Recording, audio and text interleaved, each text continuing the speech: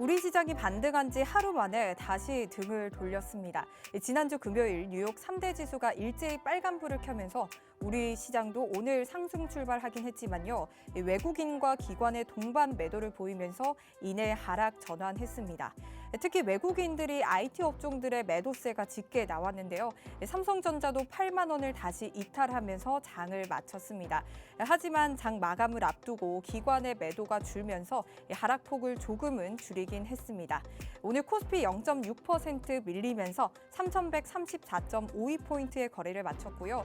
코스닥은 0.44% 내리면서 962.5포인트를 기록했습니다.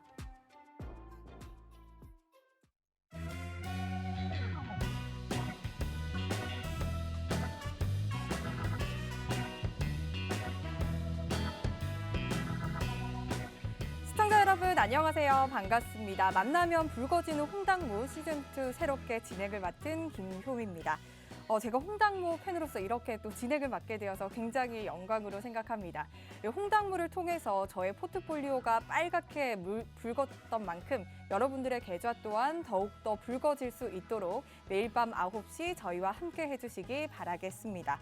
자, 주말부터 계속해서 비가 좀 주룩주룩 내리고 있습니다. 이 시장이라도 조금 맑았으면 좋으련만 오늘 저기압의 흐름을 계속해서 보였는데요. 하지만 저희와 함께 하셨던 분들이라면 여러분 분명히 오늘 대응하셨을 겁니다. 플러스 수익 내신 분들도 계실 텐데요. 오늘 함께 할 장자방 전문가님이 지난 방송 때 알려주신 그대로 시장의 흐름이 흘러가고 있습니다. 그리고 방송뿐만 아니라 노란톡방을 통해서 실시간으로 대응법을 조금 알려주고 계시는데요. 특히 지난주에 급락할 때도 노란톡방을 통해서 현금을 확보해라, 리스크를 좀 관리해라 라고 좀 미리미리 알려주신 바가 있습니다.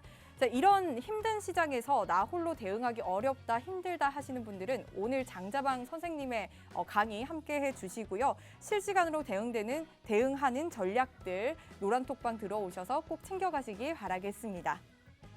자, 노란톡방 들어오시는 방법도 알려드리도록 할게요. 여러분 늘 사용하시는 노란톡 있으시죠? 이 노란톡의 오픈 채팅 검색창에 홍당무 장자방이라고 검색을 하시고요. 홍당무 장자방이라고 검색하시고 입장하시면 되겠습니다. 이 방법이 어렵다라고 하시면은 이 아래 보이시는 QR코드를 통해서 입장이 가능하신데요. 스마트폰 카메라 앱을 켜시고 카메라를 화면에 가져다 대시기만 하시면은 입장 링크가 생성이 됩니다. 이 입장 링크를 통해서 들어오시길 바랄게요. 자, 노란톡방에서 이 지인이 들어오고 싶은데 어떻게 들어오면 되나요? 라고 질문을 좀 하고 계십니다. 많이들 질문을 주고 계시는데요. 저희 노란톡방은 생방송 중에만 열린다는 점 다시 한 번 더 말씀드릴게요. 생방송 중에만 열리니까요. 지금 바로 입장하시면 되겠습니다. 자, 노란톡방에 들어오시면 이 오늘 같은 하락장에서도 수익을 낼 수 있는 방법들 실시간으로 장자방 전문가님께서 함께 대응해 주시고 계신데요. 뿐만 아니라 초보자도 이해하기 쉬운 그런 자료집들을 무료로 제공하신다고 합니다. 노란톡방 들어오셔서 이런 무료 자료집 꼭 챙겨가시길 바라겠습니다. 자, 그럼 월요일에만 만날 수 있는 우리 장자방 전문가님 지금 바로 만나볼 차례인데요. 전문가님.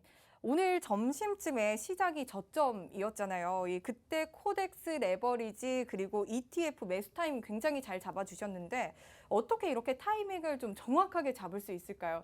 신의 영역 아니었나요? 질문을 해주셨으니까 간단하게 답을 드리자면 지수가 오르고 내리는 것을 바라보는 게 어떤 분은 수급을 가지고 보시기도 하고 어떤 분은 보조지표를 가지고도 보세요. 근데 저는 옵션 가격이라는 걸 가지고 시장의 상승과 하락의 방향을 잡고 맥점을 잡습니다. 그러다 보니 이따가 끝날 때쯤에 제가 하반부에서 옵션 가격으로 선물의 지수를 어떻게 상방과 하방 그리고 변곡 타이밍을 잡는지에 관한 말씀을 좀 드리는 걸로 설명을 대체하도록 하겠습니다. 자, 그러면 오늘 계속해서 이어가도록 하겠습니다. 오늘 준비한 것은 일단 지금 지수에 대한 이야기를 먼저 드릴게요. 지수가 지난주가 선물옵션 만기주였는데 만기주 화요일부터 월요일날 급등을 했거든요. 월요일날 제가 공개 강의를 했었는데 월요일날 급등을 하면서 아싸 이젠 장이 가나 보다라고 했더니 화요일부터 전혀 예상치 못했던 하락이 오기 시작해서 제가 화요일날 하락을 시작할 때 이런 말씀을 드렸습니다. 현금을 30%에서 50% 확보하자. 수요일 날 50% 확보됐느냐라고 이 노란 톡방하다 계속 말씀을 드렸어요. 만약에 확보를 안 하신 분이라면은 목요일 날까지 급락할 때 굉장히 곤란했을 거고요.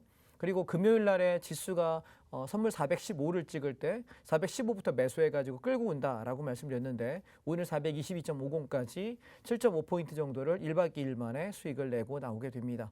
자, 중요한 건 제가 4월 말에 그런 말씀드렸어요. 5월 초 정도에 시장이 이렇게 올라오게 되면 이제 5월 한 달 동안 하락과 상승을 공존하는 하락형 변동성이 나올 가능성이 높다. 그래서 현금을 좀 확보하셔야 된다는 얘기를 제가 4월 중순부터 미리미리 말씀을 드렸거든요. 그러고 나서 자, 그럼 이 생각을 한번 해보세요. 제가 1월 첫 주에 팍스TV에 처음 와서 강의를 시작했는데 이제 5개월이 돼가는데요. 그때 지수가 사상 최고가를 경신하면서 3,000포인트를 넘어 3,200을 찍을 무렵 누구라도 다 올라간다라고 이야기할 때였습니다. 그때 제가 말씀드리길 1월 말에서 2월부터는 장이 빠질 가능성이 높다. 2월 하락 내내 하락일 가능성이 높다라고 말씀드렸고요. 계속 하락할 때 이제 하락하기 시작하니 그제서 주식 전문가들, 주식하시는 분들 이제서 현금을 비중이 필요하대. 자, 여러분 까놓고 얘기합시다. 떨어지기 전에 말해줘야 현금 확보하지 떨어지고 나서 현금 확보하려면 어떻게 됩니까? 계속 손해인 상태인데 손절하라는 얘기잖아요. 그럼 올라갈 때는 저점에서는 얘기 안 하다가 올라가고 나면 샀냐고 물어봅니다. 이게 말이 안 되는 매매거든요. 그래서 우리가 이렇게 일주일에 한 번씩 월요일마다 제가 시황을 점검해 드리는 것은 이후에 벌어질 일들에 대해서 시나리오를 그려드릴 때 여러분 참고하시면 좋을 것 같고요. 그리고 또 한 가지 당부 말씀드리는 것은 제가 운영하고 있는 이 노란 톡방, 단톡방 안에서 제가 시황에 관한 말씀을 드릴 때 어차피 투자는 여러분이 결정하시는 거예요. 다만 제가 시장을 바라보는 관점에서는 이런 관점에서는 상방이 여기 정도, 이런 관점에서는 이만큼 하락할 거예요 라는 게 저만의 지표들을 말씀드리고 있는 거고 참고하셔서 매매하시되 개별적인 종목 상담을 자꾸 요구하셔서 저는 그걸 하지 않고 있으니까 참고하시면 좋겠습니다. 자, 그러면 종목 상담보다 훨씬 더 중요한 게 뭔지 아십니까? 전체 시장의 흐름을 보는 거고요. 업종별로 체크하는 거예요. 제가 1월 달부터 지금까지 5개월째 매주 해드리고 있습니다. 일주일간의 전체 흐름을 한번 살피면서 이제 이 종목을 관심 가지면 좋겠어요. 이 섹터를 관심 가지면 좋겠어요. 라고 말씀드렸던 섹터들이 계속해서 올라옵니다. 자, 지금 5월 오늘 17일인가요? 제가 4월 말에 어떤 얘기 드렸냐면 조정 나오기 시작할 때 이제 관심 가져야 될 섹터는 2차 전지하고 자동차일 것 같다. 5월 한 달 우리가 먹거리는 그러면서 현대차를 제가 매수했다라는 말씀을 드렸거든요. 기억하십니까? 예, 근데 지금 이 조정 구간에서 유일하게 대형주 중에 가장 강하게 움직이는 섹터가 현재로서 많이 떨어졌던 자동차 영역입니다. 그 중에 꼭 찍어서 현대차, 자동차 ETF를 말씀드렸는데 그러면 왜 그렇게 장을 볼 수 있는지에 대해서 전체 흐름을 한번 쭉 살피면서 한편 살펴보도록 하겠습니다. 자, 먼저 코덱스 레버리지 아까 우리 앵커님께서 말씀하신 이 종목인데요. 코덱스 레버리지는 뭘 말씀하는 거냐면 ETF라는 상품인데 혹시 모르는 분이 있을까 봐 간단하게 용어를 설명드리겠습니다. 시총상위 1위부터 시총상위 200개의 종목이 있습니다. 1위는 삼성전자고 200위가 뭐더라? 하여튼 요거를 모두 합쳐가지고요. 다 더한 다음에 나누기 200을 하세요. 그러면 코스피 200 지수가 만들어집니다. 그러면 이게 코스피 시장에 투자하는 거랑 똑같거든요. 그래서 얘가 지수가 올라가면 코스피 200 지수가 올라가게 돼 있고 지수가 떨어지면 이 지수가 떨어져요. 그래서 내가 200개 종목 중에 뭐가 좋은지 못 고르겠다 할 때 가장 좋은 것이 섹터별 ETF라고 저는 생각해요. 근데 그중에 레버리지라는 말이 하나 더 붙었잖아요. 얘는 뭐냐면 지수가 올라갈 때 하루에 지수가 만약에 1% 상승을 하게 되면 그러면 레버리지는 2%예요. 곱하기 2 상품이에요. 그리고 얘가 만약에 지수가 2% 올라가게 되면 얘는 곱하기 2니까 4% 상승하게 됩니다. 그래서 지수가 상승을 하는데 이렇게 예를 하나 들어볼게요. 아까 우리 대기실에서 우리 앵커님께서 저한테 그 질문 하셨거든요. 레버리지를 사면 어떤 일이 벌어집니까? 라고 물어보시길래 아, 이분도 주린이구나 라는 생각이 들어서 제가 이렇게 말씀드렸습니다. 지수가 올라갈 때 내가 만약에 나는 기아차 샀는데 현대차만 올라가면 내 거는 못 올라가잖아요. 그렇죠? 나는 삼성전자 샀는데 우씨 갑자기 SK 하이닉스가 올라가 버리면 내 거는 떨어지잖아요. 지수가 올라가는 게 확실하다면 종목이 그중에 어떤 놈이 올라가고 탄력이 붙을지 여러분 잘 아십니까? 고르기 쉽지 않거든요. 그래서 보통의 경우 지수가 상승장을 예측할 때 저점이 거의 찍고 반등하겠다라고 볼 때 저는 뭐부터 사냐면 레버리지 먼저 사요. 이해되실까요? 네, 이걸 먼저 삽니다. 그리고 나서 종목들이 어떤 놈이 먼저 튀어가는지 이렇게 살펴요. 섹터를. 그리고 강도가 좀 괜찮은 놈을 올라갔다 눌림목 줄 때 보통 잡고 거래를 합니다. 그럼 여러분 투자 아이디어가 되실까요? 오케이? 그러니까 제가 하는 강의는 여러분께 투자를 어떤 식으로 했으면 좋겠다라는 제안을 드리는 거고 제가 실제 하고 있는 매매 방식을 설명드리는 거예요. 그러니까 리딩이 아닙니다. 그러니까 여러분 리딩보다 훨씬 더 중요한 게 뭐예요? 내가 익히고 배워서 내 걸 만들 수 있게 만들어 드리는 거 그게 저는 이 방송국에 제가 출연하고 있는 이유입니다. 오케이? 예, 돈 안 받아요. 걱정하지 마시고 공짜니까 열심히 공부하시기 바랍니다. 자, 그래서 그럼 지금 현재 지수의 위치에 대해서 설명하자면 지금 제가 차트는 항상 금요일 날 만들어요. 왜냐하면 주말에 금요일 날 끝나고 나서 주말에 작업하기 때문에 오늘자 차트는 반영되지 않았습니다. 금요일 종가 기준입니다. 그러면 지수가 보세요. 얘가 이렇게 지키던 가격대들을 붕괴하고 반등을 해요. 근데 잘 보세요. 얘가 올라갈 때 이 고점을 넘긴 적이 있다 없다? 있습니다. 그러면 얘가 정상적인 추세라고 한다면 얘는 어떤 일이 벌어져야 되냐면 아까 지켰던 가격대는 깨지 않아야 돼요. 그 자리가 27,500원, 27,400원 정도가 돼요. 근데 얘가 이 각도가요. 떨어질 때 고점 찍고 나서 떨어질 때 얘가 이 정도 선에서는 버텨줘야 되는데 이게 떨어지는 음봉이 떨어져요. 이게 화요일이었거든요. 그래서 제가 무슨 말씀을 드렸냐면 화요일 날 현금 비중 30% 내지 50%를 확보하세요라고 이야기 드렸던 건 뭐냐면 고점을 넘겼던 놈은 자 직전 고점을 넘게 되면 그러면 그 다음에 얘는 눌릴 때 상승장이라면 눌림의 한계치가 있단 말이에요. 그게 파동이에요. 이해하실까요? 무슨 얘기인지? 오케이? 제가 예전에 한 몇 달 전에 이런 예를 들어본 적이 있어요. 방송에서 이게 좀 약간 19금이라 수익 조절 좀 하겠습니다. 만약에 데이트를 나갔습니다. 마음에 드는 사람이 생겼어요. 그래서 나는 차 한잔하고 밥 한 번 먹고 두 번, 세 번 만납니다. 그럼 여러분 그 다음에 관심이 어디가 있습니까? 어떻게 하면 손 한번 잡아볼까? 어떻게 하면 한번 어떻게 좀 이렇게 한번 알아볼까? 그 고민을 하지 않습니까? 근데 중요한 건 그때 상대방이 그렇게 해도 좋아라고 시그널을 줄 때 손을 잡아야 됩니다. 그렇지 않을 때 내가 덥석 잡으면 112 출동합니다. 이해하시겠습니까? 우리가 시장에서 여러분 항상 사인을 줘요. 저점 잡혔다. 이제 사도 된다.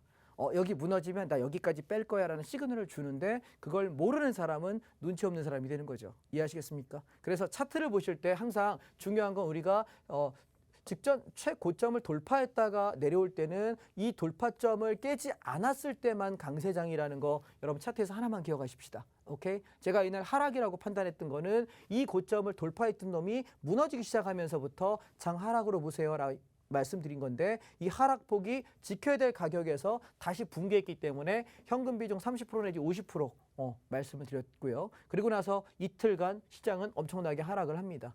그리고 금요일 날 아침 시초가부터 저는 코덱스 레버리지와 선물 매수를 말씀드려 왔는데 자, 그 얘기는 뭐냐면 그럼 여기서 한번 말씀을 드려 볼게요. 얘가 이렇게 갔다가 요 자리를 지키고 보세요. 갔다가 눌려서 지킨 요 가격을 지키고 올라가는 놈이면 얘는 건전한 상승이라고 볼 수 있어요. 그런데 얘가 만약에 이 저점을 깨고서 올라올 때는 이 밑에서 저가 매수라는 건 존재하지 않습니다. 이해하십니까?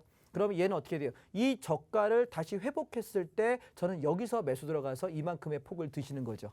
이해하셨나요? 무슨 얘기인지? 차트가 여러분 많이 떨어졌어. 야, 내가 샀던 게 2만 원에 샀는데 18,000원 왔네? 17,000원 왔네? 우와 싸다.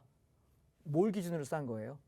여기가 지하라고 생각하지만 그 밑에 지하 3층, 지하 5층, 지하 100층도 있을 수 있거든요. 그래서 항상 가격이 회복된 뒤에 산다라는 개념을 생각하시면 좋겠습니다. 오케이? 그래서 저는 코덱스 레버리지 기준으로 보시면 이 패턴하고 만약에 동일하다면 지우고 깨끗하게 한번 다시 보겠습니다. 자, 시황부터 설명하는 거예요. 그러면 동일하다면 보세요. 이 저가를 이렇게 깼다가 올라가면서 탄력. 그러면 얘가 동일하다면 이번에 올라올 때 어떻게 돼야 될까요? 요 저가를 얘는 요 가격대를 회복해야 되지 않을까요? 그렇지 못하면 장은 밀리게 돼 있어요. 자, 오늘 아침에 시가에 갭상승 하자마자 밀렸던 가격이 여기 저항으로 푹이에요. 오케이? 이게 차트를 해석하는 논리입니다. 오케이? 다음이요. 자, 그럼 인버스는 뭐냐라고 본다면 인버스라는 건 주가가 하락할 때 시세가 나게 돼 있는 상품이에요. 그래서 우리가 항상 레버리지와 인버스를 항상 비교해서 제가 설명을 드리고 있는 이유가 레버리지를 통해서 주가가 오르는 걸 봤다면 인버스를 통해서 주가가 빠질 수 있는 가능성은 있는지를 크로스 체크하는 겁니다. 차트 거꾸로 본다고 생각하시면 됩니다. 그래서 보시면 얘는 인버스는 어땠냐면 이렇게 저점을 깼어요. 아까랑 똑같죠 패턴이. 여러분 오케이? 네, 똑같잖아요. 그죠? 네, 저가를 깼다가 올라오는 놈은 아까 제가 말씀드렸어요. 이 좋은 놈이에요? 나쁜 놈이에요? 우리 앵커님 이거 좋다 그랬습니까? 나쁘다 그랬습니까? 나쁘다 그랬어요. 나쁘다 그랬어요. 왜요? 네. 제가 당황하게 했나요? 죄송합니다. 조금 더 공부하겠습니다. 예, 자 보시면 저점을 깼던 놈은 무슨 얘기냐면 말하자면 그런 거죠. 자 이제부터 우리 사귀기로 해요. 오늘 손을 잡았어요. 근데 다음 날 갔더니 이제 손을 한번 잡았으니까 그 다음 날 잡을 때는 물어보고 잡습니까? 그냥 잡습니까? 그냥 잡아도 되잖아요. 근데 갑자기 손을 잡았더니 왜 이러시는 거예요? 그러면서 손을 뿌리쳐요. 그럼 뭐죠? 지지가가 붕괴된 거잖아. 저 사람 마음에 뭔가 변화가 생긴 거지 않습니까? 그럼 다시 손을 잡을 때부터 눈치를 봐야 돼. 마음이 틀어졌나? 내가 마음에 안 드나? 뭐가 변화가 생겼나? 딴 사람 생겼나? 생각을 하게 된다는 얘기예요. 자, 종목에서 바라볼 때 차트가 직전 저점을 깼다는 얘기는 얘가 마음이 바뀌었나를 보시라는 얘기예요. 이해하실까요? 즉 다시 말해 방향이 바뀐다는 건 고점이 갈 때 이 직전 고점들을 돌파하는 것들은 문제가 없어요. 근데 얘가 떨어질 때 직전 저점을 깨지는 차트는 쳐다보지 마시기 바랍니다. 이해하십니까? 무슨 얘기인지? 왜냐하면 가치를 평가하는 것이 차트이기 때문에 가치보다 더 밸류에이션이 낮게 평가될 때는 가치 투자하는 사람 입장에서는 와 싸다, 가치 대비 싸다. 그러나 사놓고 한없이 기다려야 될 때가 꽤 많거든요. 저점 확인되지 않았을 때. 그래서 저는 오히려 저점을 찍었다가 올라오면서 탄력이 붙는 구간에서 추세가 강화되는 구간에서 사는 게 더 좋지 않느냐. 왜 우리 돈은 유한하잖아요. 그렇지 않습니까? 여러분 한 1조 원씩 가지고 투자하십니까?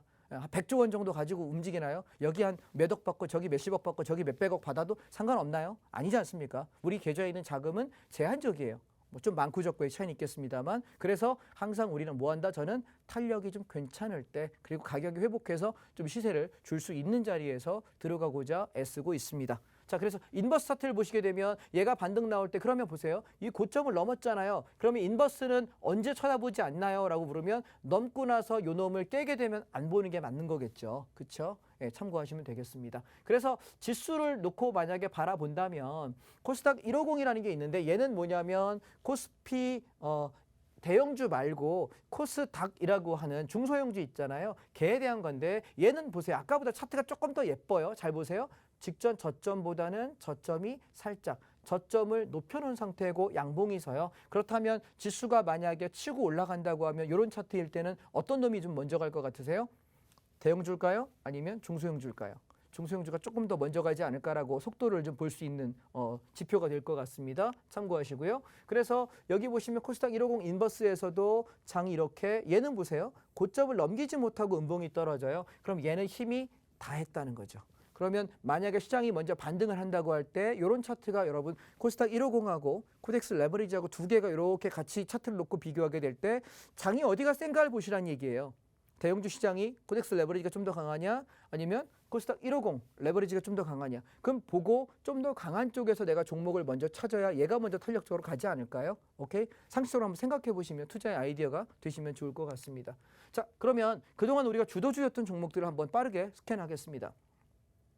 저희가 2월달, 3월달 계속 그 선거를 앞두면서 조정시마다 뭐하자 건설주는 항상 얘는 선거 때마다 나오는 테마주다라고 말씀드리면서 강조했던 종목이에요. 쭉 올라와서 고점 찍고 나서 밀릴 때 저는 지금 이 모양새가 썩 좋다고 생각하진 않아요. 건설주의 모양새가. 보시면 보세요. 하나, 둘, 맥도날드 비슷하지 않아요? 예, M자형으로 쌍봉을 만든다면 얘가 이 적점을 깨는 순간부터 얘는 이렇게 빠질 가능성이 높아서 지금 건설주를 접근하기에 좋으냐라고 생각하면 가진 자의 영역이고 가진 분들은 어떻게 요 저점이 깨지 않았을 때까지만 보유 관점이고 이게 깨지면 전량 차익 실현하셔야 되지 않겠느냐라고 말씀을 좀 드리고 싶습니다. 그다음 그동안 강세가 됐던 철강, 제 교육생분들 중에서 철강을 계속 가지고 계셨던 분이 계세요. 그래서 제가 철강을 어떻게 계속 말씀을 왜냐하면 소재주들이 계속 뜨고 있고 부품주들이 오르고 있다라고 얘기할 때 그중에 대표가 구리 철강이었거든요. 그래서 철강에 관한 얘기를 했더니 저보고 계속 들고 계셨는데 그분이 어디 들어갔냐면 여러분한테 말씀드렸거든요. 여기 3월 말에 제가 눌림목에 여기 양봉선 날 있잖아요. 이날 여러분 철강주 관심 가지면 좋아요라고 얘기했어요. 자, 제가 쓰는 화법이 이해되시겠어요? 관심 가지시면 괜찮을 것 같아요. 좋은 결과 있겠습니다. 한번 관심 가져보시죠. 이게 제가 말씀드릴 수 있는 최선이에요. 왜? 결정은 여러분이 하시지 않습니까? 근데 그 관심 가지면 좋아요라는 얘기할 때 보시면 직전 고점을 제가 여기까지는 넘지 않을까요? 라고 말씀을 드렸고요. 그 다음 주에 말씀드릴 때 갔다가 눌림목 줄 때 자 보세요. 여기 눌림목의 요 자리가 어디를 깨지 않았냐면 요 고점이라고 하는 자리 그리고 여기 찍은 요 고점이라고 하는 자리를 정확히 지키는 눌림목이에요. 이 차트가 제일 이쁜 거예요. 여러분 공부용어로 기억하세요. 아셨어요? 예. 우리가 직전 고점을 돌파하는 전고점을 돌파해서 신고가 갱신하는 차트를 사람들이 많이 따라가는데 그때의 기준이 뭐냐면 신고가를 갱신했다가 눌릴 때 그 신고가의 고점 깨지 않는 차트가 제일 예쁜 차트입니다. 이해하시겠습니까? 그래서 학습용으로 이 차트는 여러분 기억하시면 매우 좋겠다는 거. 그러면 그 자리부터 얘가 하나, 둘, 셋, 넷 4일간 눌림목 주고 양봉석이 시작하면서 점진적 상승합니다. 근데 견디기 되게 힘들어해요. 근데 여러분 업종이 좋아질 때는 힘들 거 없어요. 내가 들어간 단가를 훼손하지 않으면 들고 있으면 돼요. 이해하십니까? 만약에 못 하시겠으면 어플을 그냥 지우세요. 그리고 멍 때리고 계세요. 종가만 보시면 됩니다. 아셨죠? 하루 종일 보실 거 없고 아침에 한번 보고 저녁에 한번 보고 장 끝날 때쯤 그냥 내비두세요. 그러면 얘가 어떻게 되냐면 이렇게 올라올 때 제가 차익 실현을 말씀드렸던 가격이 1,500원, 1,000원대 여기서 차익 실현했는데 조정 나왔고요. 첫 번째 눌림목에서 이거 한번 받아보면 어떨까요? 10,000원 깨지면 컷이어라고 말씀드렸더니 여기서부터 치고 올라왔어요. 저는 지금 12,000원대 이상에서 아까 저희 방은 전량 차익 실현했습니다. 오케이? 전량 차익 실현했습니다. 왜냐하면 두 번의 시세를 한 번 갖다 눌리고 올라오고 두 번째 눌렸는데 얘는 무너질 가능성이 높아지거든요. 보통 한 번 내지 두 번까지는 눌림목이 성사가 되지만 두 번 이상 같은 자리 내려온다는 얘기는 붕괴될 때가 많아요. 그래서 조정이 나온다면 좀 더 보자는 거고 그동안 많이 해먹었습니다. 그러니까 이제는 조금 놔줄 때가 되지 않았을까 말씀을 드리고 싶고요. 그다음 바이오 종목 중에 제가 바이오 관련을 별로 안 좋아하는 게 실체가 없음에도 불구하고 기대감이 엄청나게 올라가고 떨어질 때는 개인들의 피눈물을 짭니다. 그래서 바이오를 별로 좋아하지 않는데 이 바이오를 보세요. 얘가 저점에서부터 올라갔다가 저점을 높이고 다시 올라가서 고점을 만들어요. 그러면 얘는 정상적인 눌림목이면 어디까지가 눌림이에요? 여러분 차트 공부 한번 해볼까요? 여기까지죠. 그렇죠? 아까 눌렀던 자리. 근데 얘 깨지면서부터는 쳐다보면 돼요, 안 돼요? 안 되는 겁니다. 이해하셨습니까? 그러면 다시 내려갈 때 이 저점은 원래면 이 저점을 안 깨야 되잖아. 그죠? 여기 저점을 1번이라고 치면 여기 저점이 2번이라고 친다면 이 1번보다는 2번이 저점이 높아져야 되지 않을까? 상승 추세는 뭡니까? 저점을 높이고 고점도 높이는 거예요. 근데 얘 어떻게 됐어요? 저점과 고점을 살필 때 2번 저점이 더 낮아요. 그럼 얘는 매수해도 되는 거예요? 아니에요. 그래서 하지 말자라고 이야기한 것이고 얘가 다시 회복될 때 매수 관점에서 볼 수 있는 건 이 저점을 회복되는 순간 살짝 살포시 들어가 주시고 그리고 요 고점 있죠? 눌림목 요 자리 얘를 회복하는 순간 요 자리가 매수의 맥점이 되는 거겠죠. 그럼 얘는 어디까지 목표가 볼까요? 라고 만약에 저에게 물으신다면 저는 직전 고점 정도까지는 한번 가져가 보시면 어떨까라고 생각을 합니다. 영원한 승자도 없고 영원한 패자도 없어요. 저점이 확인되고 시장이 수급이 붙기 시작하면 한번 살펴볼 만한 업종이 아닐까라고 생각을 하고요. 자, 마지막으로 운송 하나만 보겠습니다. 운송 업종에서는 살아보시게 되면 계속 제가 강조드렸던 게 운송이었잖아요. 그래서 제가 여기서 여러분께 직접적으로 말씀드렸던 종목이 HMM이었고 그다음에 현대 미포조선을 말씀드렸는데 이 미포는 이제 다 거의 외우실 것 같은데요. 매주 제가 얘기하니까 45,000원에서 이야기했어요. 근데 9만 원 넘어갔죠. 그때 제가 설명드리기를 저는 방송 그만할 생각이었기 때문에 그때 당시에 이 시즌2에 나올 생각이 없었기 때문에 제가 떠나갔을 때 언젠가 장자방이라는 사람이 이야기했던 이 종목은 저는 한 15에서 20만 원대까지 바라보는데 여러분 한 2, 3년이면 충분하지 않을까요? 라고 말씀드렸는데 이게 3개월 만에 2배가 넘어갈 거라고 생각하지는 못했거든요. 생각보다 되게 빠른 속도로 올라오고 있습니다. 왜냐하면 앞으로 해운, 운송, 조선 이쪽 업종은 여러분 요래를 찾기 어렵게끔 최고의 호황이라고 합니다. 오케이? 기업 탐방 가보셔도 아시게 될 거고요. 지금 컨테이너가 모자르고 배가 모자라요. 운임이 한없이 올랐는데도 불구하고 제발 우리 짐 좀 실어줘라고 이야기하는 사람들이 대기업들이 아주 목을 맵니다. 그렇기 때문에 앞으로 계속 좋지 않을까라는 생각이고요. 2, 3년 뒤까지는 그럴 거라고 보는데 주가는 통상 6개월 내지 1년 선반영하죠. 저는 내년도 정도에는 한번 차익 실현이 끝나야 되지 않을까. 그래서 내년 정도면 제가 원하는 목표가를 찍지 않을까라고 기대를 하고 있습니다. 따라서 운송, 해운, 조선 쪽은 조정이 나온다면 사자라는 주의고요. 그럼 조정 어디쯤 바라봅니까? 라고 저한테 물으신다면 얘가 건강한 조정이라면은 6,100원, 200원대를 깨지 않는 조정, 이 정도에서 바라보는 게 가장 좋을 것 같고요. 저는 여기서부터 6,000원대 이 사이에서 저는 기다려 보려고 생각합니다. 만약에 그냥 간다면 내 거 아닙니다. 이해하셨습니까? 눌림목이 온다면 저는 요 가격 6,200원에서 6,100원 사이, 6,000원 사이 요 가격대에서 온다면은 운송주 ETF 관심에 넣도록 하겠습니다. 조정을 이용해서 잡아보시면 될 것 같고요. 자, 그러면은 지금 강한 종목들에 관한 이야기를 좀 드렸고요. 그 다음에 하나만 하나만 좀 마무리하고 종료하도록 하겠습니다. 여러분이 그동안의 강세 종목이라고 하는 섹터들을 쭉 살펴봤는데 강세들이 지금 여러분 보셔도 기운이 빠져 있는 게 혹시 눈에 보이십니까? 오케이? 그럼 지수 어떻게 될 것 같아요? 계속 치고 갈까요? 조정이 나올까요? 조정이 나옵니다. 그러면 지수가 가격 조정의 폭락일까요? 기간 조정일까요? 그거는 일주일에서 2주일 정도를 지켜보셔야 돼요. 지난주 한 주 조정 나왔죠? 이번 주 오늘 반등 나왔다가 다시 떨어졌다가 난리를 지기고 있는데 그래서 저는 개인적인 생각은 지난주에 현금을 50% 마련하자라고 화요일 날 수요일 날 저희 단톡방에 계속 말씀드렸거든요.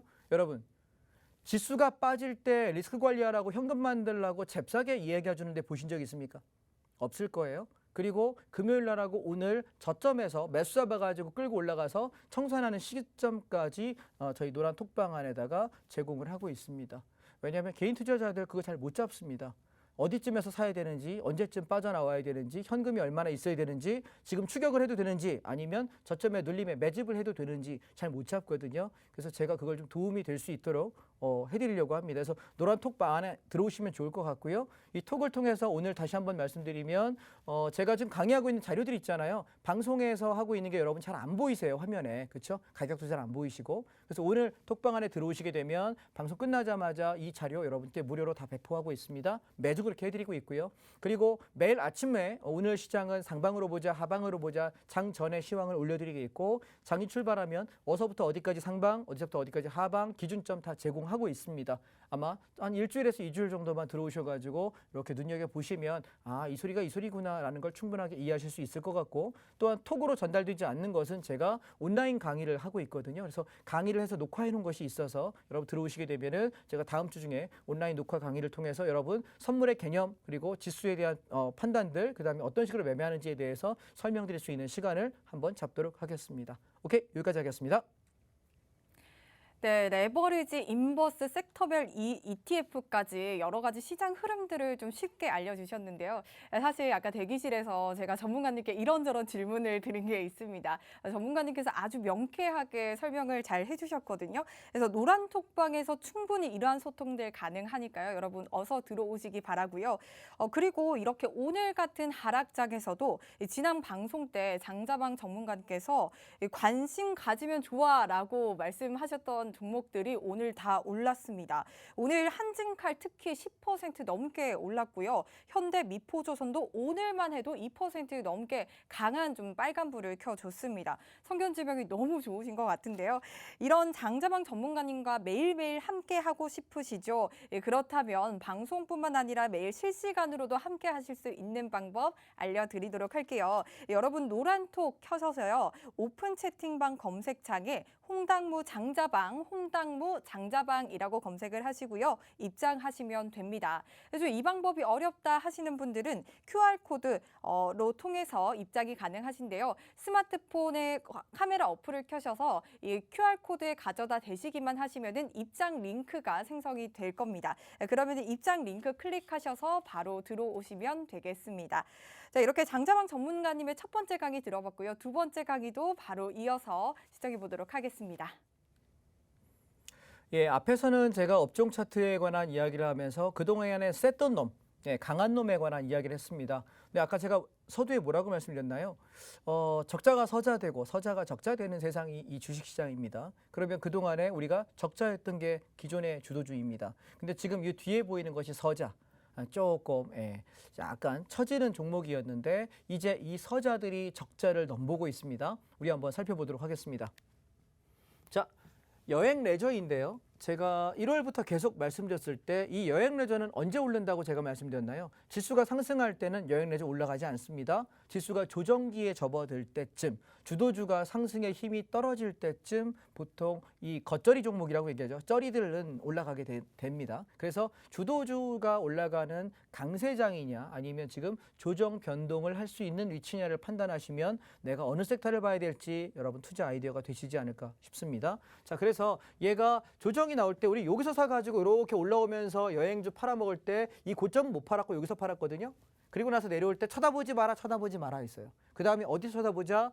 직전 저점 때 근처 왔을 때 자 이제 좀 잡아봐도 될 것 같아요가 4월 중순 정도였습니다. 근데 별로 안 쳐다보시더라고요. 왜냐하면 양봉 안 나오니까. 그죠? 양봉 안 나오니까. 제가 지난번에 이런 얘기를 했습니다. 1월 초에 제가 팍스TV 와서 강의를 할 때 그때 이제 이정현 앵커님 계실 때 제가 그랬어요. 코로나가 끝나면 제일 먼저 뭐 하고 싶어요? 라고 물어봤더니 우리 이정현 앵커님이 뭐라고 그러시냐면 저보고 여행 가고 싶어요. 그 다음에 두 번째 화장하고 싶어서 마음껏 마스크 벗고 화장하고 싶대요. 제가 그래서 뭐라고 얘기했냐면 대기실에 앉아가지고 여행하고 싶어요? 여행 주식 사세요. 화장하고 싶어요? 화장품 주식 사세요. 말씀드렸거든요. 사셨는지 모르겠어요. 근데 꽤 많이 올랐어요. 자, 그러면 지금도 마찬가지예요. 제가 4월 중순에 우리 전 앵커님께 이렇게 얘기했어. 자, 지난번에 이때 사라 그럴 때 샀어요 그랬더니 뭐 조금 먹고 팔았다고 이야기하시길래 자, 지금 사면 좋을 것 같은데요 라고 말씀드리고 샀는지 여부는 확인 안 했어요. 그랬더니 지금 어떻게 됩니까? 꽤 많이 올라왔죠? 제가 지난번에 여행주를 여러분 지난주에 설명할 때가 여기였단 말이에요. 그죠? 여기. 그러니까 얘가 올라갈 때 제가 처음 봤던 목표치는 어디였냐면 직전 고점 5,100원대예요. 거의 다 왔죠. 그렇죠? 그러면 이제 중요한 건 아까 여러분 차트 보는 법 배웠으니까 기억할 수 있겠어요? 어떻게 합니까? 직전 고점을 넘느냐? 1번. 자, 넘었어. 그러면 얘가 무너지지 않아야 되겠죠. 그렇죠? 하루 만에 볼 수는 없고요. 2, 3일 정도 지켜보실 때 올라가서 이익 저점들이 이렇게 버티고 있는 모습이 보인다면 얘가 아까 봤던 건설 운송처럼 가는 거예요. 이해하셨죠? 근데 만약에 지켜봤더니 갔다가 음봉 떨어져. 에이씨 그러면 그냥 여기까지 단타 치고 끝나야 되는 겁니다. 이해하셨죠? 차트 그렇게 보시면 되겠고 여행 레저는 그래서 길게 보기보다는 단발적 이슈 매매로 좀 보시면 좋겠고 지수가 보통 여러분 한 달에서 두 달 정도 올라가면은 다시 한 달쯤 조정을 받아요. 그 시기에 돌아오는 순환매예요. 오케이? 그래서 이 사이클을 기억하고 계시면 주도주가 어떨 때는 자동차 반도체였다가 어떨 때는 2차 전지였다가 어떨 때는 건설 그다음에 철강 이렇게 움직인다든가 돌아가면서 가잖아요. 근데 그때 조정이 나올 때 항상 얘는 같이 다른 주도주가 올라가면 얘는 떨어지거든요. 그럼 그때 얘가 저점이 잡힐 때쯤 여러분 생각하실 때 항상 직전 저점을 지켰냐 말았냐 이 근처 오면은 지지 확인하고 사는 거고 깨지면 쳐다보지 않는 거예요. 이해하실까요? 오케이. 차트 그렇게 보시면 좋을 것 같습니다. 다음 2차 전지. 제가 왜 겉절이 종목에다 2차 전지를 갖다 집어넣어놨냐면 2차 전지를 보세요. 얘가 그동안에 굉장히 대세 상승을 찍었던 주도주였어요. 저점을 다 깨요. 하나, 둘, 셋. 3차 저점까지 깨고 올라올 때 이 고점은 어디냐면 2차 자리 살짝 넘었어요. 그리고 중요한 건 이 저점 자리를 얘가 깨느냐 보시면 깼다가 살짝 올라왔다 왔다 갔다 하거든요. 그래서 2차 전지는 이런 시점에서 얘가 다시 강력하게 불을 뿜을 수 있느냐라고 저에게 만약에 물으신다면 당장은 어렵다예요. 그럼 얘는 이렇게 등락을 하는 트레이딩 관점에서 바라보는 거라 관심에 넣고 저점권 올 때 매집을 하셔도 나쁘지 않을 것 같다라는 생각이고요. 제가 생각하는 2차 전지가 고점을 찍는다라는 뉴스가 터지려면 언제쯤 보시면 되냐면 지금 우리 주변에 전기차가 많아요. 그죠? 저희 아파트만 해도 주차장에 전기차들이 꽤 많이 주차되어 있는데 제 주변 사람들 중에 10명 중에서 전기차를 갖고 있는 사람은 1명 정도 있을까 말까 하거든요. 그렇죠? 여러분 주변에 그러지 않으시나요? 한 전체 비중의 한 5% 정도밖에 전기차 아직 소유 안 하고 계세요. 근데 이게 10명 중에서 한 서너 명이 전기차를 탄다쯤 되면 전기차는 팔아야 될 시점일 거예요. 왜냐하면 그동안에 지금 2차 전지가 올라가고 있는 이유는 뭐냐면 지금까지의 자동차의 패러다임은 뭐였어요? 휘발유차, 디젤차, LPG차, 하이브리드차 이런 거였잖아요. 그러다 하이브리드 넘어갔고 그 다음 차로 우리가 수소와 전기차를 이야기하는데 미래 성장성에 대한 가보지 않은 세계에 대한 뭡니까? 기대치가 반영되면서 지수가 더 오르는 거예요. 근데 얘가 이미 일상화된 것은 많이 올라요. 여러분 현대차, 기아차 엄청나게 많이 오릅니까? 아니에요. 이만큼 올랐다가 조정받았다가 또 이만큼 올랐다 조정받았다. 결과적으로 우상향이긴 하지만 엄청나게 기하적인 수익이 나진 않아요. 미국 주식 중에 테슬라라는 종목이 있죠. 그 종목이 왜 그렇게 올랐을까요? 독보적인 기술 아직까진 그래요. 근데 여러분 그 다음에 치고 올라갈 수 있는 게 지금 폭스바겐 그룹 그 다음에 전기차에 관한 기술력이 상당히 좋거든요. 완성차 업체로서 상당히 좋은 기술력을 갖고 있어요. 폭스바겐 여러 폭스바겐만 있는 거 아닌 거 아시죠? 아우디도 있고 람보르기니도 있고 이 그룹주들이 꽤 많아요. 우리가 알고 있는 좋은 차들이. 그리고 대한민국의 현대차도 아이오닉이라고 하는 브랜드를 가지고 또 기아차의 EV6라고 하는 브랜드를 가지고 아마 우리나라 자동차 브랜드가 탑5? 대한민국 프리미엄을 좀 준다면 탑5를 저는 기대하지만 사실 탑6, 7 안에는 들어간다고 보거든요. 그렇다면 얘들이 지금 이렇게 경쟁을 물밑에서 하고 있지만 1년, 2년, 3년, 길어봐야 3년, 짧으면 1년 반에서 2년 정도면 아마 테슬라의 그 가치는 지금 같지 못할 거예요. 요즘 테슬라 주가가 왜 지지부진한지 아시겠어요? 다른 업체들이 전부 이렇게 움직여요. 2차 전지가 한참 움직였을 때는 한참 부각될 때 오른 거고요. 지금 올라갔다 이제 후파동들이 있는 거예요. 그래서 지금은 그러면 얘는 올라갈 때 추격 매수가 아니에요. 여기서 우리가 1월 달 작년 10월, 11월, 12월 이렇게 올라오고 1월 달 올라갈 때만 해도 추격을 하면서라도 가져가야 될 종목이었다면 이제는 조정이 나올 때 사셔야 되는 종목이죠. 왜냐하면 다 알잖아요. 이해하셨습니까? 아직 모를 때 부각되기 시작하면서 호기심의 우와 기대감, 야 이거 어떻게 돼? 이런 마음이 들 때가 주가는 가장 바닥이고 그때는 추격을 해도 되는 자리인데 모두가 알고 있을 때는 이제는 철저하게 저점에서 분할 사서 올라올 때 반등에 청산해가는, 그래서 트레이딩 관점에서 접근하시는 게 저는 맞다라고 생각합니다. 아셨죠? 추천했다 그래서 이걸 무조건 다 사는 건 아닙니다. 저점마다 사놨다가 올라올 때 일부 팔아먹고 이런 형식의 트레이딩이 저는 필요하다. 자동차를 보시면 제가 바라볼 때 자동차를 이번 달에서 굉장히 많이 강조드렸던 이유가 뭐냐면 저점을 깼잖아요. 근데 얘가 올라왔어요. 제가 자동차를 강조드렸던 게 이 저점 찍고 나오는 요 양봉에 저는 말씀드렸거든요. 왜냐하면 얘가 여기 윗골이 이렇게 달 때 얘는 이 저점을 돌파했다가 지킨 놈이에요. 그래서 제가 자동차주를 4월 말에 사자. 4월 말 5월 초에 자동차에 집중하자. 혹시 뭐 현대차 살까 모비스 살까 기아차 살까 헷갈리시면 자동차 ETF가 좋지 않을까요? 라고 말씀드렸는데 이 어마무시한 장세에도 얘는 잘 가고 있어요. 그래서 지금 여기 23,000원대 정도에서 저는 한 절반 정도 차익 실현하고 나머지는 매수 단가 훼손하지 않으면 좀 더 가져가 보면 어떨까라고 생각을 하고 있고요. 이번에 장이 조정을 받고 나서 올라올 때 아마 제일 먼저 치고 갈 업종이 자동차가 아닐까라고 기대를 하고 있습니다. 따라서 저는 얘는 6월, 7월, 8월 정도까지, 길면은 한 7, 8월, 짧으면 6월에서 7월 사이 정도까지 지켜볼 종목이다라고 생각하고 얘를 이렇게 올라가는 우상향으로 바라볼 수 있지 않을까. 그래서 저는 1차 목표가 24,500원 정도, 많이 가면 고점 정도를 시도할 수 있지 않겠느냐, 관심 갖고 보자 말씀드리겠습니다.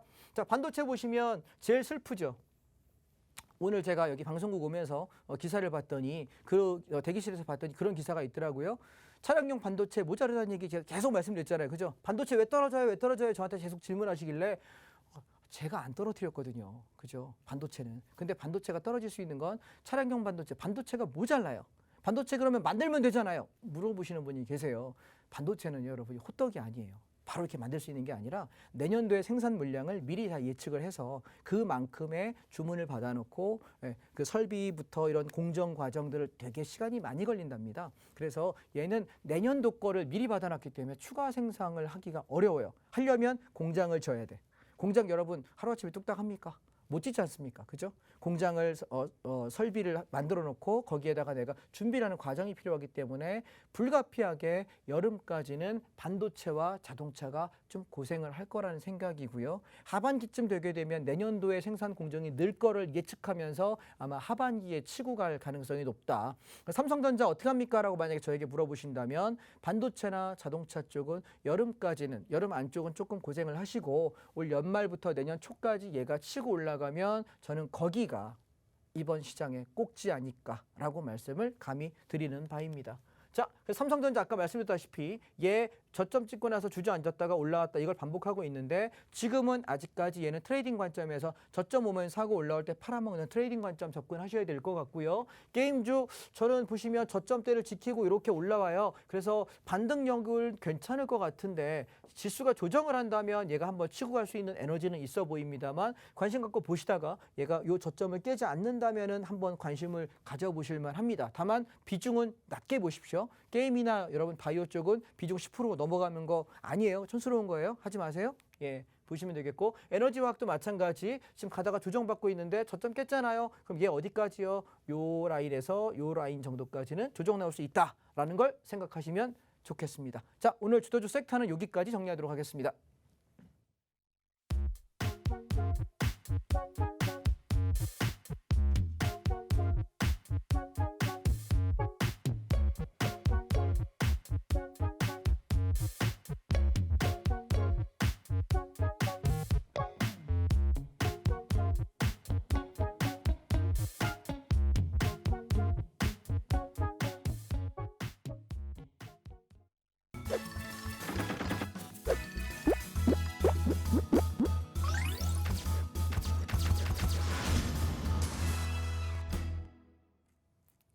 네, 섹터별 ETF에 대한 종목들 계속해서 살펴봤습니다. 다음은 이 오프닝 때 말씀드렸던 이 하락장에서도 수익을 낼 수 있는 방법에 대해서 알려주신다고 하는데요.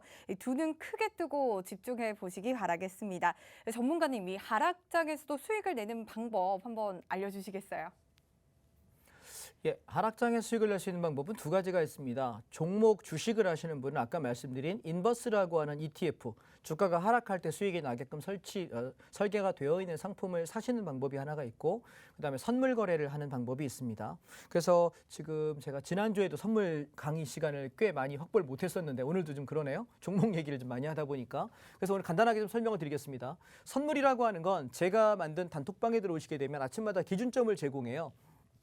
시황이 무엇이냐라고 만약에 물어본다면 어떤 사람은 시황은 방향성이라고 얘기합니다. 상승이냐 하락이냐. 저는 그렇지 않다고 생각해요. 중요한 건 뭐냐면 기준점에서 내가 어떻게 대응할 것이냐, 이것이 시황이에요. 오케이? 장자방이 생각하는 시황은 기준점에서 어떻게 대응하는 것이냐라는 겁니다. 그래서 예를 들면 27.50 기준으로 위에서 놀면 1차 30짜리에서 1차 청산, 2차 35까지 본다. 아래에서 놀면 1차 25까지, 2차 22.50. 이렇게 저는 아침마다 시황을 써드리고 있어요. 자, 그러면 한번 살펴볼게요. 그래서 결국 시장은 기준점을 아는 것이 핵심이고 예측은 의미가 없어요. 왜냐하면 저 오늘 아침에 상승할 줄 알았거든요. 주가 이렇게 올라와서 아싸 오늘 상승 더 하나 보다. 왜? 전날 주식이랑 뭐랑 다 들고 넘어왔으니까. 근데 어라? 느낌이 좀 이상하네. 일단 팔아먹고 선물 매도를 때렸습니다. 그랬더니 저 오늘 이렇게 많이 빠질 거 생각도 못 했거든요. 생각하신 분 계세요? 아마 안 계실걸요? 예. 그러면 내 생각과 다를 때 우리가 예측을 하고 시황을 갖고 있는 이유는 뭐냐면 생각과 동일할 때는 금요일 날처럼 빵빵 질러서 풀베팅 질러서 수익을 많이 내는 거예요. 이해하셨죠? 근데 내 생각과 다를 때는 어떻게 합니까? 한 발 뒤로 물러서는 거죠. 이해하셔요? 제가 가끔 이 얘기할 때 자꾸 연애에다 비유를 많이 하는 게 내가 이렇게 얘기하니까 상대가 웃네. 아, 그러면 오늘 나랑 이렇게 해야지 라는 계획들이 있지 않습니까? 근데 보니까 반응이 없어. 개그를 아무리 쳐도 웃지 않아. 그럼 어떻게 합니까? 썰렁한 개그를 멈춰야 되겠죠. 눈치를 봐야 될 거고. 우리가 시황이라는 건 동일한 거예요. 이해하시겠습니까? 오케이? 그래서 우리는 시장은 예측하는 게 아니라 대응을 하는 방법이다라는 말씀을 드리고 싶고요. 그다음에 지지가와 저항가라는 개념인데 설명을 시간이 조금 있으니까 잠깐만 설명드리겠습니다. 제가 아침에 기준점을 제공해요. 그래서 시초가가 요 위에서 놀게 되면 저는 상방을 보는데 요 위에 저항까지만 바라보는 거예요. 이걸 우리는 저항이라고 얘기하고 목표라고 이야기하는데 자, 왜 이렇게 보냐면 종합주가지수 혹은 주가라고 하는 거 여러분 차트를 보시면 이렇게 올랐다 내렸다 올랐다 내렸다는 파동을 그린다는 걸 아실 거예요. 근데 우리가 모든 파동을 다 먹을 방법이 있다 없다? 불가능해요. 그게 있으면 삼성전자 1년 만에 살 수 있어요, 제가. 오케이? 예, 다 버틸 수 있으면 제가 이 대한민국에 있는 전 세계에 있는 모든 기업을 제가 10년 안에 다 살 수 있습니다. 그런데 견딜 수도 없고 그렇게 할 수도 없어요. 그래서 우리가 할 수 있는 건 뭐냐면 내가 매매할 수 있는 구간의 이익을 챙기는 거죠. 이해하십니까? 주가로 얘기하면 만약에 10,000원에 사가지고 11,000원, 1,000원어치 올랐어요. 그러면 1,000원을 다 먹을 수는 없는 거고 그중에 300원 먹을 때도 있고 500원 먹을 때도 있지 않겠습니까? 그래서 내가 꾸준하게 그걸 쌓아가는 것, 그게 우리가 트레이딩 관점이라는 거예요. 그래서 저는 기준점을 잡고 요게 지키고 이렇게 갔다가 내려와서 이렇게 버티고 있는 걸 확인하면서 자, 매수해서 여기까지. 내려올 때 여기서 못 가면 아이씨 그럼 여기서 매도해가지고 선물은요 올라갈 때도 수익입니다. 선물의 개념 간단하게 설명드릴게요. 주가가 올라가는 걸 선물 매수라고 해요. 그래서 이 매수한 거를 목표가에 왔을 때 저항에 왔을 때 팔아먹는 걸 매수한 걸 청산한다라고 이야기하고요. 주가가 빠지게 되면 기준점이 붕괴할 때 하방을 진입을 하는 걸 뭐라고 하냐면 선물 매도라고 하거든요. 근데 이 매도라는 건 밑에 내려올 때 목표가 지지가에 왔을 때 팔아먹어요. 그러면 이걸 매수한다 그러면 용어가 헷갈리잖아요. 그래서 이 매도한 거를 청산한다라고 이야기합니다. 자, 개념 이해하실까요? 지수가 오를 때는 선물을 매수합니다. 매수한 걸 어떻게 한다? 목표가 올 때 청산한다. 지수가 빠질 때 선물을 매도한다. 그래서 목표가 하락 목표까지 오면은 청산한다. 개념 정리되셨죠? 자, 다음 페이지 가보겠습니다. 그래서 지지가 저항가의 기본적인 원리를 설명만 간단하게 하자면 우리가 시장이 상승을 할 때는 지지가 근처에서 이렇게 올라가다가 이렇게 가다가 눌림을 줄 때 여기서 매수해서 저는 이렇게 매매를 한다는 거예요. 제가 말하는 기준점은 이러한 지지가를 의미하는 것이고요. 반대로 하락을 할 때는 반등 시에 저항해서 매도한다는 건데 이건 뭐냐면 내가 만약에 여기서 올라와서 장이 푹 떨어졌어요. 개파락을 올라와. 그럼 반등을 이용해서 여기서 못 넘어. 그럼 나는 여기서 선물을 매도하는 거지. 그럼 어떻게 떨어지는 폭만큼을 이득을 내는 거예요. 선물 개념 이해하셨죠? 자, 그럼 실전 들어가 보겠습니다. 자, 5월 6일 날 목요일 날입니다. 이날 선물 옵션 만기 날인데요. 이날 제가 장중 톡을 단톡방에 이렇게 글을 올렸습니다. 한번 같이 읽어볼게요. 자, 보시면 8시 41분에 선물 기준 가격이 427.50이다. 지지세 상방등에서 1차 29, 2차 31까지 열겠다. 30일 못 넘어가면은 얘는 고점 매도해야 되고 그 이상 상승은 우리가 의미 없는 걸로 판단하자. 반대로 27.50짜리가 깨지게 되면 하방 대응을 합니다. 라고 하면서 쭉 목표해드리면서 제가 설명을 쫙 드렸어요. 그러면서 어떤 얘기를 했냐면 실제 매매를 하는 포인트를 보세요. 9시 23분에 보시면 아까 우리 앵커님께서 말씀하셨던 한진칼 얘기가 있네요. 자, 여기 몇 시입니까? 9시 23분에 한진칼, 저는 현재가의 전량 차익 실현하겠습니다. 한진칼 오늘도 2% 상승하네요. 라고 말씀드리면서 청산 사인을 드리고 있고요. 그 다음에 이익 줄 때 현금 확보합니다. 잘 배우고 있습니다 할 때 제가 지난주 월요일이었죠. 제가 출연한 날이 지난주 월요일 날 말씀드리고 그 다음 날 8% 올랐고요. 그 다음 날 5% 올랐고요. 그 다음에 2% 올랐네요. 그러면 3일간 15% 올랐어요. 괜찮은 거 아닌가요? 여러분 방송 보시면서 종목 이거 괜찮은 것 같아요 라고 제가 언급드렸던 종목들이 저는 한 달 가야 한두 번밖에 얘기 안 하거든요. 왜냐하면 저는 매매 자주 안 해요. 한 달에 한 번, 뭐 아니면 한 달 반에 한 번 이 정도밖에 진입을 잘 안 합니다. 최대한 안전하게 하고 싶어서. 그랬더니 얘가 이 정도면 만족하나요? 그랬더니 이렇게 우리 톡방에서 엄지척 해주셨습니다. 그래서 현대차 돈을 많이 올라서 기분 좋네요. 우리 톡방 안에 계시는 분의 이야기예요. 왜? 이거 제가 4월 말부터 사자라고 이야기했잖아요. 현대차하고 한진칼. 오케이? 예. 다른 종목 안 해요. 현대차도 30% 정도 차익 실현하시고 시장이 망가지니까 종목을 조심하셔서 현금 확보 30% 50% 해주세요. 아까 제가 말씀드린 거 맞죠? 9시 48분이에요. 현대차 50% 차익 실현하고 현금 확보하겠습니다. 시장의 흐름이 예사롭지 않습니다. 자, 9시 57분입니다. 선물 21에서 20까지는 추가 하락을 할 것 같다라고 이야기했더니 어떤 분께서 저한테 그러셨어요. 욕심 절제 매매 대박 말씀을 하셨고요. 그 다음 페이지 보실까요? 여기 뭐라 했냐면 줄 때 튀고 싸지면 다시 주워 담고 이게 세력이 하는 짓인데 장자방님이 하시네요 라고 이야기하셨고요. 그래서 제가 지금 추매하면 좋습니까? 라고 이야기했을 때 아직은 아니다. 시장이 예사롭지 않다라고 말씀을 드렸고요. 선물 420에서 반등이 나와주지 않는다면 추가 하락이 필요하고 우리가 모르는 뭔가 악재가 있는 것 같습니다 라고 말씀하셨고요. 이 톡방이 여러분 보시면 여기 보세요. 싼 게 많은데 종목 사고 싶은 거잖아요. 어떤 분께서 저한테 말씀을 하셔요. 제가 코멘트를 장중에 10시 11분이면 제일 바쁠 시간인데 무지하게 친절하게 톡을 달아놨습니다. 여기 보시면 저는 늘 늦게 진입합니다.